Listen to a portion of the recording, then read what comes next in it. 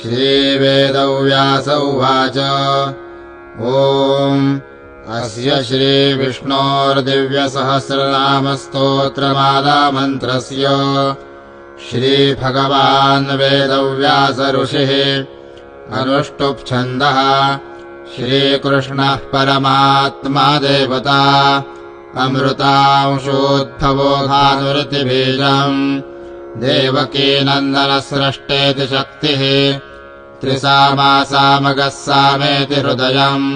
शङ्खवृन्नन्दकी चक्रीति कीलकम् शार्ङ्गधनवा गदाधर इत्यस्रम् रथाङ्गपाणिरक्षोभ्य इति कवचम् उद्भवः क्षोभणो देव इति परमो मन्त्रः श्रीमहाविष्णुप्रीत्यर्थम् विष्णोर्दिव्यसहस्रनामजपे विनियोगः। श्रीगणेशाय नमः। यस्य स्मरणमात्रेण जन्मसंसारबन्धनात् विमुच्यते नमस्तस्मै विष्णवे प्रभविष्णवे। नमः समस्तभूतानामादिभूताय भूभृते अनेकरूपरूपाय विष्णवे प्रभविष्णवे। वैशम्पायन उवाच श्रुत्वा धर्मानशेषेण पावनानि च सर्वशः युधिष्ठिरः शान्तनवम् पुनरेवाभ्यभाषत। युधिष्ठिर उवाच किमेकम् दैवतम् लोके किम् वाप्येकम् परायणम् स्तुवन्तः कङ्कमरचन्तः प्राप्नुयुर्मानवाः शुभम्। को धर्मः सर्वधर्माणाम् भवतः परमो मतः किञ्जपनमुच्यते जन्तुर्जन्म संसारबन्धनात्। भीष्म उवाच जगत्प्रभुम् देवदेवम् अनन्तम् पुरुषोत्तमम् स्तुवन्नाम सहस्रेण पुरुषः सततोत्थितः। त्वमेव चार्चयन् नित्यम् भक्त्या पुरुषमव्ययम् ध्यायन् स्तुवन्मस्यंश्च यजमानस्तमेव च। अनादिनिधनम् विष्णुम् सर्वलोकमहेश्वरम् लोकाध्यक्षम् स्तुवन्नित्यम् सर्वदुःखादिगो भवेत्। ब्रह्मण्यम् सर्वधर्मज्ञम् लोकानाम् कीर्तिवर्धनम् लोकनाथम् महद्भूतम् सर्वभूतभवोद्भवम्। एष मे सर्वधर्माणाम् धर्मोऽधिकतमो मतः यद्भक्त्या पुण्डरीकाक्षम् स्तवैरर्चेन्नरः सदा। परमय्यो महत्तेजः परमय्यो महत्तपः परमय्यो महद्ब्रह्म परमय्यः परायणम्। पवित्राणाम् पवित्रय्यो मङ्गलानाम् च मङ्गलम् दैवतम् देवतानाम् च भूतानाम् यो व्ययः पिता। यतः सर्वाणि भूतानि भवन्त्यादियुगागमे यस्मिंश्च प्रलयम् यान्ति पुनरेव युगक्षये तस्य लोकप्रधानस्य जगन्नाथस्य भूपते विष्णोर्नाम सहस्रम् मे शृणु पापभयापहम्। यानि नामानि गौणानि विख्यातानि महात्मनः ऋषिभिः परिगीतानि तानि वक्ष्यामि भूतये। ऋषिर्नाम्नां सहस्रस्य वेदव्यासो महामुनिः छन्दोऽनुष्टुप् तथा देवो भगवान् देवकीसुतः। विष्णुम् जिष्णुम् महाविष्णुम् प्रभविष्णुम् महेश्वरम् अनेकरूपदैत्यान्तम् नमामि पुरुषोत्तमम्। अथ ध्यानम् शान्ताकारम् भुजगशयनम् पद्मनाभम् सुरेशम् विश्वाधारम् गगनसदृशम् मेघवर्णौ शुभाङ्गम् लक्ष्मीकान्तम् कमलनयनम् योगिभिर्ध्यानगम्यम् वन्दे विष्णुम् भवभयहरम् सर्वलोकैकनाथम्। ॐ नमो भगवते वासुदेवाय।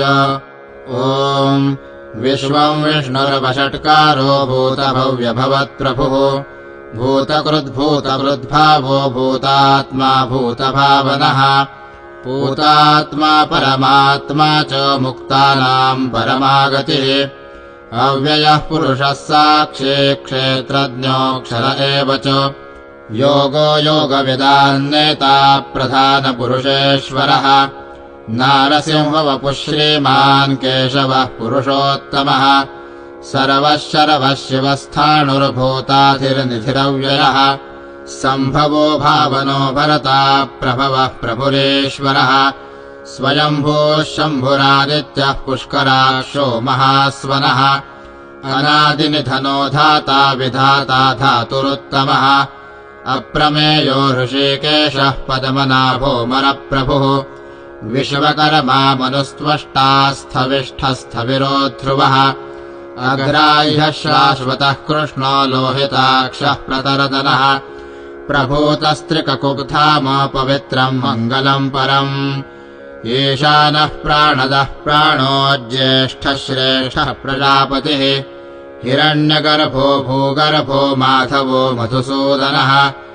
ईश्वरो विक्रमी धनवी मेधावी विक्रमः क्रमः अनुत्तमो दुराधरशः कृतज्ञः कृतिरात्मवान् सुरेशः शरणौ शर्मो विश्वरेताः प्रजाभवः अहः संवत्सरो व्यालः प्रत्ययः सर्वदर्शनः अजः सर्वेश्वरः सिद्धः सिद्धिः सर्वादिरच्युतः वृषा कपिलमेयात्मा सर्वयोगविनिःसृतः वसुर्वसुमनाः सत्यः समात्मा संमितः समः अमोघः पुण्डरीकाक्षो वृषकर्मा वृषाकृतिः रुद्रो बहुशिरा बभ्रुर्विश्वयोनिः शुचिश्रवाः अमृतः शाश्वतस्थाणुर्वरारोहो महातपाः सर्वगः सर्वविद्भानुर्विश्वक्सेनो जनार्दनः वेदो वेदविदव्यङ्गो वेदाङ्गो वेदवित्कविः लोकाध्यक्षः सुराध्यक्षो धर्माध्यक्षः कृताकृतः चतुरात्मा चतुर्व्यूहश्चतुर्दंष्ट्रश्चतुर्भुजः भ्राजिष्णुर्भोजनम् भोक्ता सहिष्णुर्जगदादिजः अनघो विजयो जेता विश्वयोनिः पुनर्वसुः उपेन्द्रो वामनः प्रांशुरमोघः शुचिरूर्जितः अतीन्द्रः सङ्ग्रहः सर्गो धृतात्मा नियमो यमः वेद्यो वैद्यः सदा योगी वीरः माधवो मधुः अतीन्द्रियो महामायो महोत्साहो महाबलः महाबुद्धिर्महावीर्यो महाशक्तिर्महाद्युतिः अनिर्देश्य वपुः श्रीमान् मेयात्मा महाद्रिधृक् महेश्वासो महीभरता श्रीनिवासः सताङ्गतिः अनिरुद्धः सुरानन्दो गोविन्दो गोविदाम्बतिः मरीचिर्दमनोहंसः सुपर्णो भुजगोत्तमः हिरण्यनाभः सुतपाः पद्मनाभः प्रजापतिः अमृत्युः सर्वदृक्सिंहः सन्धाता सन्धिमान् स्थिरः अजो दुर्मर्षणः शास्ता विश्रुतात्मा सुरारिहा गुरुर्गुरुतमो धाम सत्यः सत्यपराक्रमः निमिषो निमिषस्रग्वी वाचस्पतिरुदारधीः अग्रणीर्ग्रामणी श्रीमान् न्यायो नेता समीरणः सहस्रमूर्धा विश्वात्मा सहस्राक्षः सहस्रपात् आवर्तनो निवृत्तात्मा संवृतः सम्प्रमर्दनः अहः संवरतको वह्निरनिलो धरणीधरः सुप्रसादः प्रसन्नात्मा विश्वधृग्विश्वभुग्विभुः सत्कर्ता सत्कृतः साधुरजन्धुरनारायणो नरः असङ्ख्येयो प्रमेयात्मा विशिष्टः शिष्टकृच्छुषिः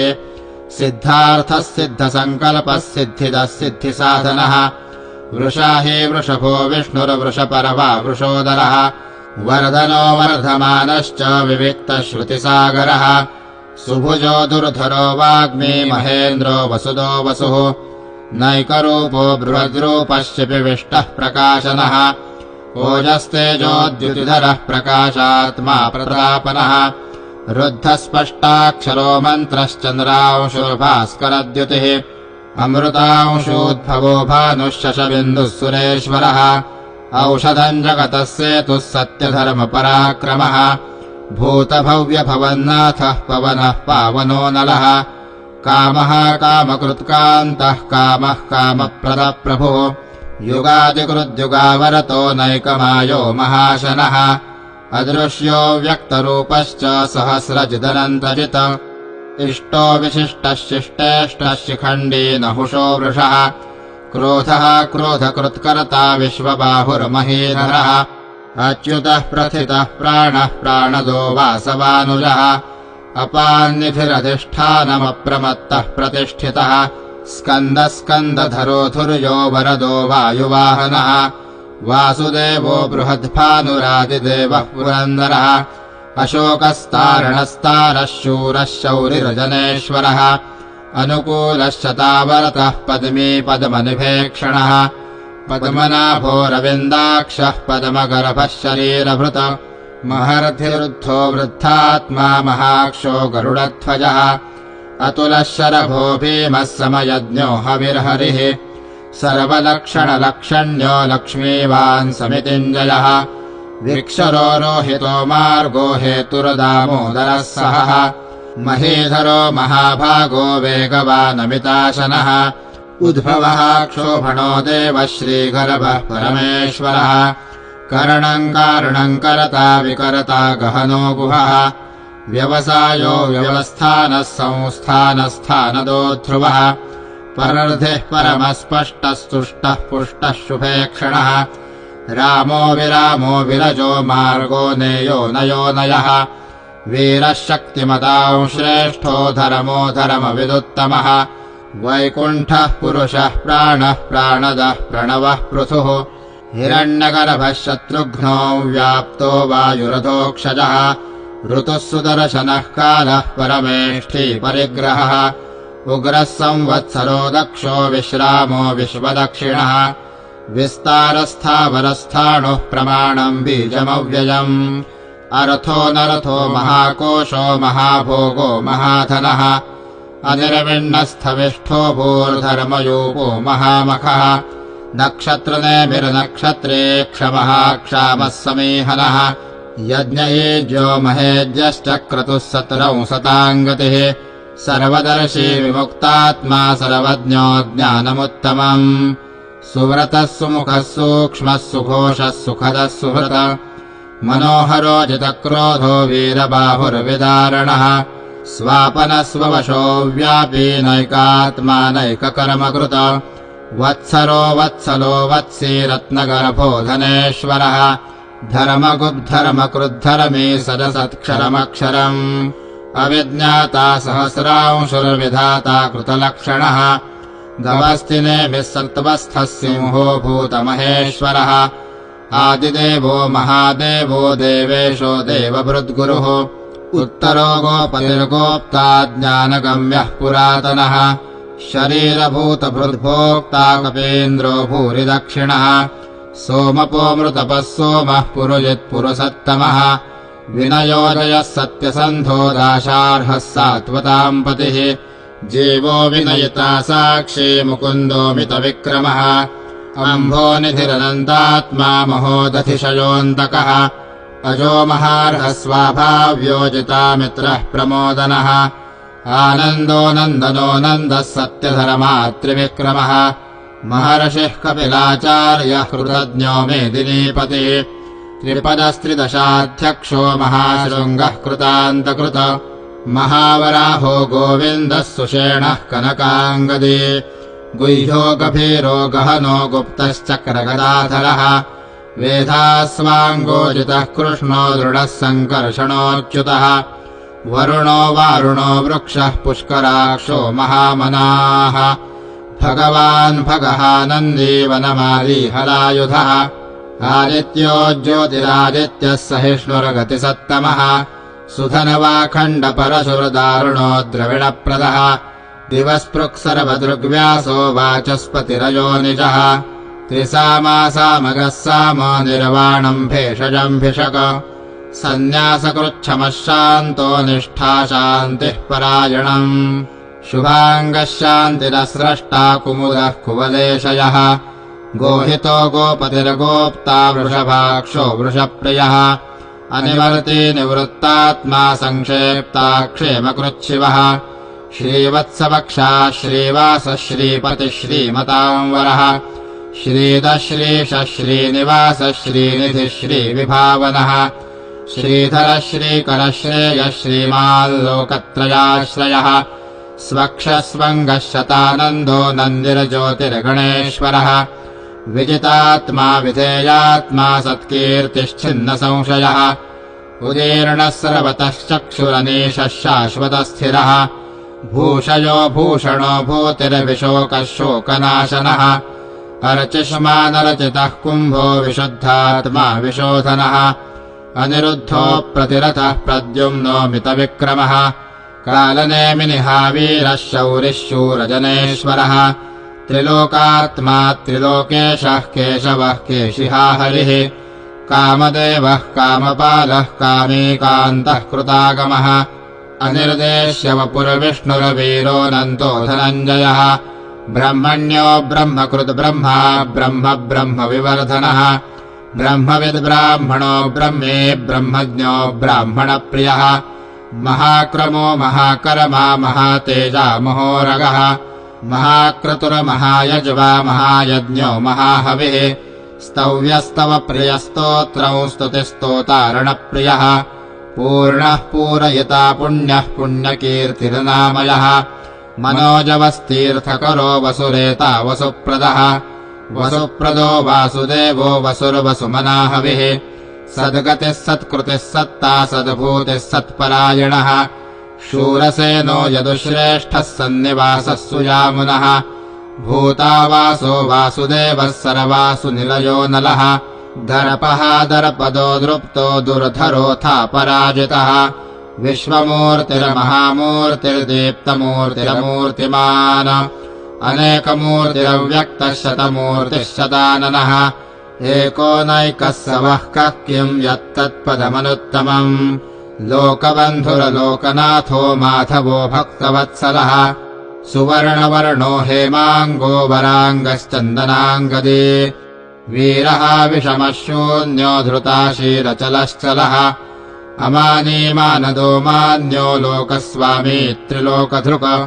सुमेधा मेधजो धन्यः सत्यमेधाधराधरः तेजो वृषोद्युतिधरः सर्वशस्त्रभृताम्बरः प्रगृहो निग्रहो व्यग्रो नैकशृङ्गो गदाग्रजः चतुर्मूर्तिश्चतुर्बाहुश्चतुर्व्यूहश्चतुर्गतिः चतुरात्मा चतुर्भावश्चतुर्वेदविदेकपात् समावरतो निवृत्तात्मा दुर्जयो दुरतिक्रमः दुर्लभो दुर्गमो दुर्गो दुरावासो दुरारिः शुभाङ्गो लोकसारङ्गः सुतन्तुस्तन्तुवर्धनः इन्द्रकर्मा महाकर्मा कृतकर्मा कृतागमः उद्भवः सुन्दरः सुन्दो रत्ननाभः सुलोचनः अर्को वाजसनः शृङ्गी जयन्तः सर्वविजयी सुवर्णबिन्दुरक्षोभ्यः सर्ववागीश्वरेश्वरः महाह्रदो महागरतो महाभूतो महानिधिः कुमुदः कुन्दरः कुन्दः परजन्यः पावनोऽनिलः अमृतांशो मृतवपुः सर्वज्ञः सर्वतोमुखः सुलभः सुव्रतः सिद्धः शत्रुजिच्छत्रुतापनः न्यग्रोधोदुम्बरोऽश्वत्थश्चाणूरान्ध्रनिषूदनः सहस्रार्चिः सप्तजिह्वः सप्तैधाः सप्तवाहनः अमूर्तिरनघोचिञ्जो भयकृद्भयनाशनः अणुर्बृहत्कृशस्थूलो गुणभृन्निर्गुणो महान् अधृतस्वधृतस्वास्यः प्राग्वंशो वंशवर्धनः भारभृत्कथितो योगी योगीशः सर्वकामदः आश्रमश्रमणः क्षामः सुपर्णो वायुवाहनः धनुर्धरो धनुर्वेदो दण्डो दमयितादमः अपराजितः सर्वसहो नियन्ता नियमो यमः